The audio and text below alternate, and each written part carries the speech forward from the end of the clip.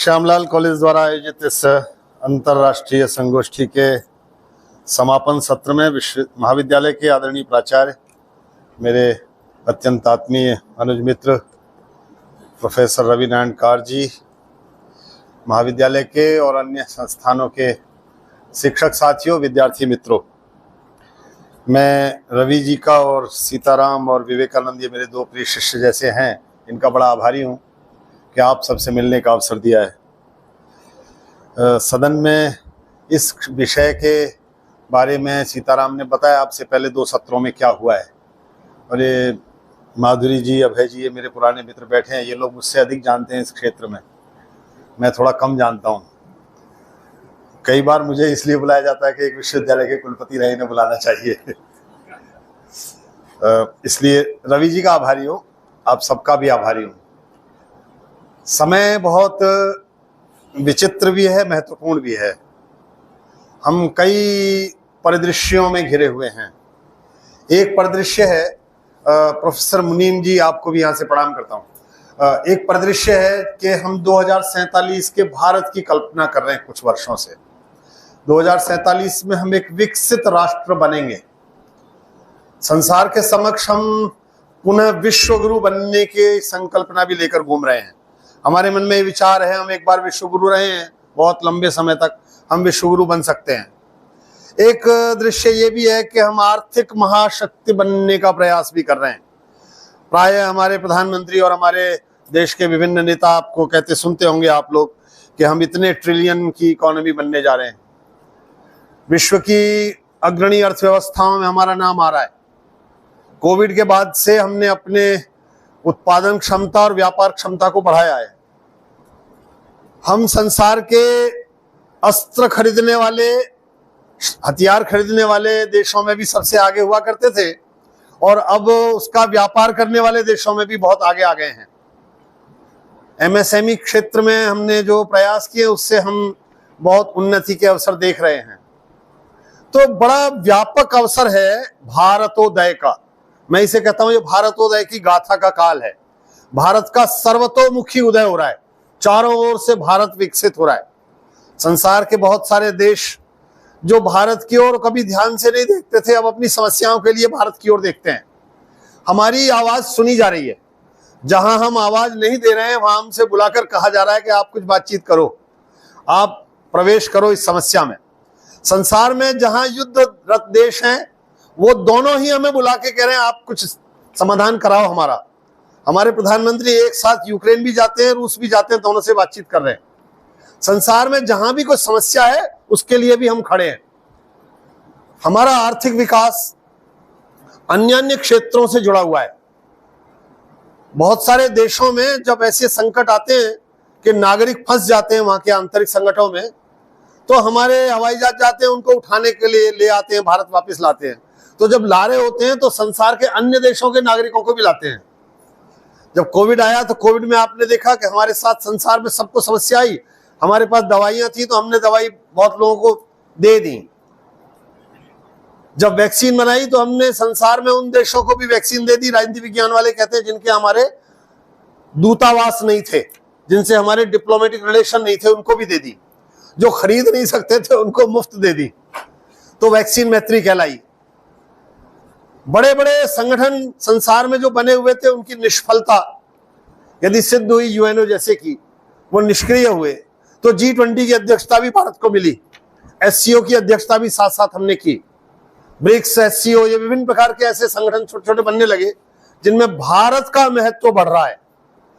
और विश्व भर के देशों के सैटेलाइट भी अभी हम ही उड़ाते हैं, अंतरिक्ष में हम ही भेज रहे हैं, किराए पर भेज रहे हैं, पैसा उनसे लेकर भेज रहे हैं। तो ये जो भारत का उदय है, ये बड़ा रोमांचित करने वाला काल भी है, आकर्षित करने वाला काल भी है, कौतूहल का काल भी है, लेकिन सशंकित रखने का काल भी है, सतर्क रहने का काल भी है। उस सतर्कता में चूक का एक परिणाम है जो भी पहलगाम में हमने देखा है। वहां इस क्षेत्र में जो हुआ है, उस क्षेत्र का रवि जी ने उल्लेख किया। उस क्षेत्र के समस्या से पहले ही आपने ये, निरंजन जी और इस पूरे टीम ने निर्णय ले लिया होगा इस विषय को रखने का। तो राष्ट्रीय सुरक्षा को हम सामान्य रूप में कैसे देखते हैं? परंपरा से, मैं परंपरा का विद्यार्थी हूं, परंपरा से राष्ट्रीय सुरक्षा केवल ये सीमाओं की सुरक्षा नहीं है। परंपरा से राष्ट्रीय सुरक्षा केवल सेनाओं को सीमाओं पर रख देना और उनमें किसी भी प्रकार के अतिक्रमण को रोकना मात्र नहीं है। सुरक्षा मूलतः रक्षा के भाव से आती है, और रक्षा का अर्थ है चारों ओर से सुरक्षित रहना। इसका अर्थ है यदि आप सुरक्षित रहेंगे तो खाद्यान्न से भी सुरक्षित रहेंगे, स्वास्थ्य से भी सुरक्षित रहेंगे, जल का उल्लेख किया रवि जी ने, जल से भी सुरक्षित रहेंगे, अन्न से भी सुरक्षित रहेंगे, विभिन्न प्रकार की कोई समस्या नहीं आएगी। जैसे परंपरा कहती है सर्वे भवन्तु सुखिनः, सब सुखी रहेंगे, वो सुखी रहना ही सुरक्षा का भाव है। आप और सु जो है उपसर्ग है, प्रीफिक्स है, सु उपसर्ग का अर्थ है पूरी तरह से सुरक्षित रहेंगे, पूरी तरह से रक्षा होगी। इसका अर्थ है किसी को कोई समस्या न होगी। मां कश्चित दुख भाग भवेत, किसी को दुख का अंश भी नहीं होगा। यह है राष्ट्रीय सुरक्षा।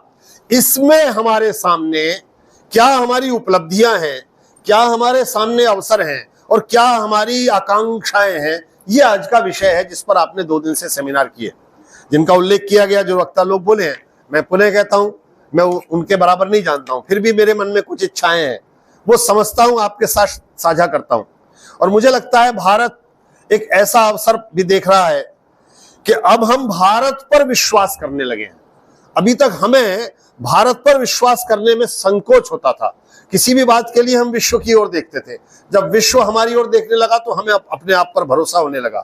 ये छोटे मोटे संकट, मैं इन्हें छोटा मोटा संकट कहूंगा, देश भर में कोई इसको मीडिया में लेकर विषय ना बना दे कि इन्होंने छोटा संकट कह दिया। पूरे देश में चिंता का विषय है, सब लोग दुखी हैं, हम भी दुखी हैं। हम अपेक्षा भी करते हैं, आशा भी करते हैं कुछ ना कुछ सरकार की ओर से ऐसा होगा जिससे हमारे पीड़ा वेदना कम होगी। लगेगा जिन्होंने ये कष्ट हमको दिया है उन्हें भी कष्ट बड़ा हो रहा है। ये सब अपनी जगह, ये सरकारों के काम है, व्यवस्थाओं के काम है, लेकिन अकादमिक समुदायों के काम कुछ बड़े हैं। अकादमिक समुदाय बहुत दूर तक सोचता है, सरकारों को थोड़ा सोचना पड़ता है। मुझे आपको दूर तक सोचना है। भारत का 2047 तो प्रधानमंत्री ने लक्ष्य दिया है, हम आप सोचें और लंबा सोच सकते हैं। तो भारत की सुरक्षा, उसकी आकांक्षाएं, उसके अवसर और उसकी अब तक की उपलब्धियां क्या हैं। हमने ऐसे ऐसे संगठनों में काम प्रारंभ किया जिसे हम नेम कहते थे, नॉन अलाइंड मूवमेंट, गुट निरपेक्ष। उसमें हम सोचते थे हम ऐसा रह लेंगे, किसी भी एक बड़ी शक्ति से नहीं मिलेंगे। लेकिन आपके विषय में ही एक उभरती हुई विश्व व्यवस्था भी है। ये जो उभरती हुई विश्व व्यवस्था है, इसमें एक बहुध्रुवीय विश्व जैसा लग रहा है। जो अमेरिका में हो रहा है उसमें इतनी कहेंगे अकल्पनीयता है कि हम आप कल्पना करें उससे पहले नया कोई वहां के राष्ट्रपति कोई घोषणा कर सकते हैं, जब तक हमने आपने सोचा भी ना हो। एक ऐसा अवसर भी वहां है। संसार भर में विभिन्न जो चाइना की स्थिति है, चीन के हमारे साथ संबंध है, उनको आप देख रहे हैं। इससे भी बड़ा संकट है कि हम कुछ विफल राष्ट्रों से घिरे हुए हैं, राजनीतिक रूप से, लोकतांत्रिक व्यवस्थाओं की दृष्टि से, अपनी प्रशासनिक व्यवस्थाओं की दृष्टि से। इस समय हम विफल राष्ट्रों से घिरे हुए हैं। अफगानिस्तान की जो स्थिति है, पाकिस्तान की जो स्थिति है, जो नेपाल में डेवलपमेंट हो रहा है, श्रीलंका में, बांग्लादेश में जो हो रहा है, इन सबको देखते देखते हमारा इस रूप में बने रहना चिंता का भी विषय, सतर्क रहने का भी विषय। और हमें यह भी समझना है कि हमारे पास ऐसी आंतरिक शक्ति क्या है। वो आंतरिक शक्ति यदि हमारी निरंतर बनी रहती है तो फिर हमें छोटे मोटे कष्ट परेशान नहीं करेंगे। अन्यथा किसी भी छोटे कष्ट से किसी भी राष्ट्र की संभावनाएं, विकास की संभावनाएं बाधित होती है। भारत का इतिहास एक बार हमें ये विचार जरूर देता है। एक बार मैं पूरे देश भर में ये बात कहता हूं, सोचिए हमें छोटे संकट कुछ नहीं कर पाएंगे। मैं ऐसे कहता हूं, शकों ने, हुणों ने, यवनों ने, म्लेच्छों ने, कुषाणों ने, फ्रांसीसियों ने, पुर्तगालियों ने, डचों ने, ब्रिटिशों ने, और आगे चलें उससे बीच में तो कासिमों ने, गजनियों ने, गौरियों ने, तुगलकों ने, ऐबकों ने, गुलामों ने, खिलजियों ने, लोधियों ने, सबने हम पर आक्रमण किए। उसके बाद भी ये हजारों साल की सभ्यता संस्कृति, थोड़ा बहुत कुछ रिकॉर्ड तो नष्ट हुआ, कुछ लाइब्रेरियां तो जल गई, कुछ मंदिर तो ध्वस्त हो गए, कुछ लोगों के पास जो लिखा हुआ था वो तो प्राप्त नहीं हो रहा, लेकिन फिर भी एक सनातन अक्षुण्ण भारत निरंतर बना रहा। इसलिए भारत में इस बात का विश्वास आज की दृष्टि से, सुरक्षा की दृष्टि से करना भी आवश्यक है कि हमें विभिन्न प्रकार के ऐसे कुचक्र षड्यंत्र रोक नहीं पाएंगे। भारत की ये जो विजय गाथा है, भारत की जो उदय की गाथा है, ये जो भारतोदय की यात्रा है, ये अनवरत चलेगी। इसमें भी हमें विश्वास करना हमारी सांस्कृतिक सभ्यतागत परंपरा से मिलता है। इसलिए हम विश्व का सबसे पुराना राष्ट्र हैं, तो हम सबसे नया राष्ट्र भी हैं। हम कहते हैं हम सबसे युवा राष्ट्र हैं। हमारे प्रधानमंत्री इसको बहुत बार मानव संसाधन की दृष्टि से एक शक्ति के रूप में, एक सामर्थ्य के रूप में, एक अवसर के रूप में प्रस्तुत करते हैं। तो हम संसार का सबसे पुराना राष्ट्र हैं। हमारे पास संसार की सबसे पहली कविता है, संसार के सबसे पहले ग्रंथ हमारे पास हैं। हम यजुर्वेद कहता है सा प्रथमा संस्कृति विश्ववारा, विश्व की सबसे पुरानी संस्कृति है और विश्व का वारण करने वाली रक्षा करने वाली संस्कृति भी यही है। क्योंकि हम विश्व कल्याण, विश्व की ओर देखते थे, आज भी हम विश्व की ओर देखते हैं। हमारी श्रेष्ठता, हमारा आगे बढ़ना, हमारा सुरक्षित रहना इस बात में निर्भर कर रहा है कि हम विश्व दृष्टि रखते हैं। ये जो हमारी विश्व दृष्टि है, इसका अर्थ ये कभी नहीं है कि हम किसी अन्य देश को अपने में मिलाना चाहते हो या उसकी सीमाओं का अतिक्रमण करना चाहते हो। वे अपने स्थान पर बने रहें, वे प्रसन्न रहें, वे विकसित रहें, हम भी विकसित रहें। एक दूसरे के मामले में ऐसे हस्तक्षेप न करें जो किसी को कष्ट दे।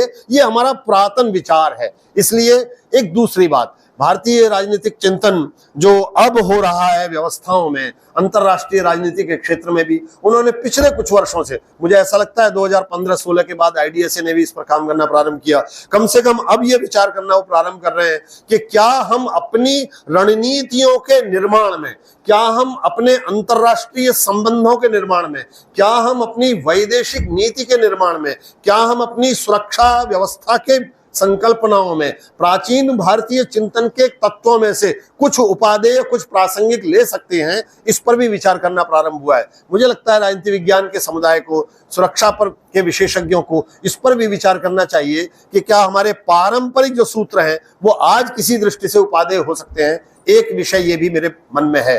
तीसरी बात जो मुझे महत्वपूर्ण लग रही है वो ये लग रही है कि हम सामरिक शक्ति से कितने ही शक्तिशाली संपन्न हो जाएं, लेकिन हमने बार बार ये कहा है हम जो ये परमाणु बम बना रहे हैं ये हम इसका पहला उपयोग नहीं करेंगे, हम शांति के लिए बना रहे हैं, हम विकास के लिए बना रहे हैं। और सच भी यही है, हमने पहली बार जब श्रीमती इंदिरा गांधी के काल में बनाया तब भी, और जब अटल बिहारी वाजपेयी के काल में बनाया तब भी ये घोषणाएं हमने की। निरंतर हमारा रक्षा व्यय तब भी बढ़ रहा है। रक्षा व्यय की निरंतर अभिवृद्धि के बाद भी और ये परमाणु संपन्न शक्ति हो जाने के बाद भी हमारी जो अपनी वैचारिकी है वो इस बात पर निर्भर है कि हम स्वतंत्र रूप से, संप्रभु रूप से, निर्विघ्न रूप से रह सके। ये जो निर्विघ्न रहना है इसके लिए एक विचार ये भी आवश्यक है कि क्या हमारा विफल राष्ट्रों से घिरा रहना हमको निर्विघ्न रहने देगा। इस पर भी विचार करना होगा।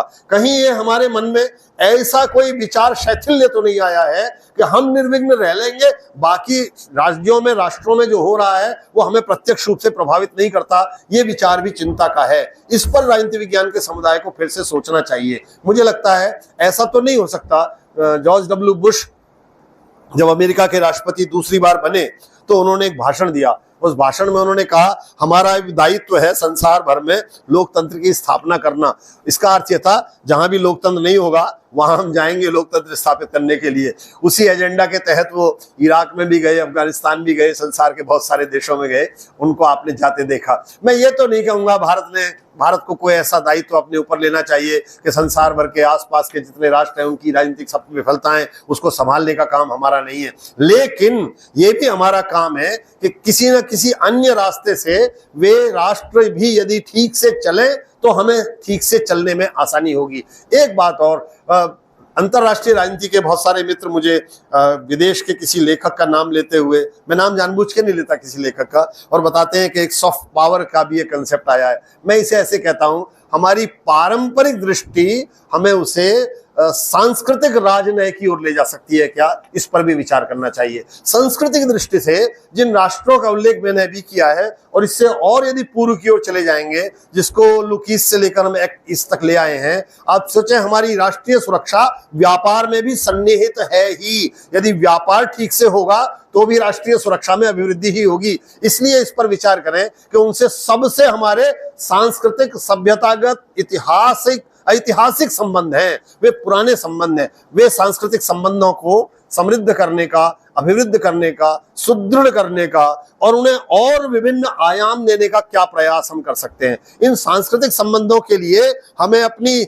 सांस्कृतिक परंपराओं के साथ साथ जिन्हें धार्मिक कहा जाता है, यदि उन परंपराओं में भी जाना है तो उससे भी हमें कोई गुरेज नहीं करना चाहिए, उनसे भी नहीं बचना चाहिए। मुझे लगता है भारत की सांस्कृतिक वैभव भारत का वो इतना समृद्ध है कि वो विश्व के साथ बहुत सारे संबंध बनाए हुए हैं जिन्हें एक बार पुनर्स्थापित करने की आवश्यकता है। वो थाईलैंड में, बर्मा में, म्यांमार में, कंबोडिया में, इन देशों में जो पूर्व के देश हैं इनमें भी अधिक रूप से, इवन जापान में हमारे मित्र बैठे हैं, वहां तक के भी हमारे संबंध एक बार पुनर्स्थापित किए जा सकते हैं। इसके अतिरिक्त एक बात और मुझे लगती है, पश्चिम के कुछ कथित विकसित राष्ट्रों पर हमारी निर्भरता में कमी आना भी आवश्यक है।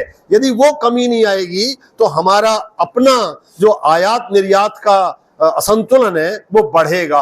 इसलिए हमारी अपनी आंतरिक शक्ति, और एक बात राजनीति विज्ञान के विद्यार्थी के रूप में सबसे कहूं, भारत विश्व के सामने अपनी दृष्टि सशक्त तब रख पाएगा जब हम भारत में एक होंगे। जब महाभारत का एक प्रसंग है कि कौरवों की कुछ गायें कुछ लोगों ने हर ली और उन पर आक्रमण कर दिया, तो पांडवों ने कहा हम आपस में 100 और 5 हैं, दूसरों के लिए हम 105 हैं, वयम पंचाधिकम शतम। जब कोई संकट आए, तब कोई समस्या आए, जब हम विश्व के सामने खड़े हों तो ऐसे खड़े हों कि हम भारत के रूप में एक राष्ट्र हैं, एक विचार हैं, एक दृष्टि है, एक लक्ष्य है, एक कल्पना है, एक आकांक्षा है, इससे खड़े हों। हमारे जो आंतरिक मतभेद हैं, जो राजनीतिक विचारधारा का, यद्यपि मैं ये कह सकता हूं कि राजनीति में विचारधारा नाम की वस्तु को गाये हुए काफी वर्ष हो चुके हैं, फिर भी यदि राजनीतिक विचारधारागत हम में कोई मतभेद है भी तो उन्हें हमें वैश्विक समस्याओं की दृष्टि से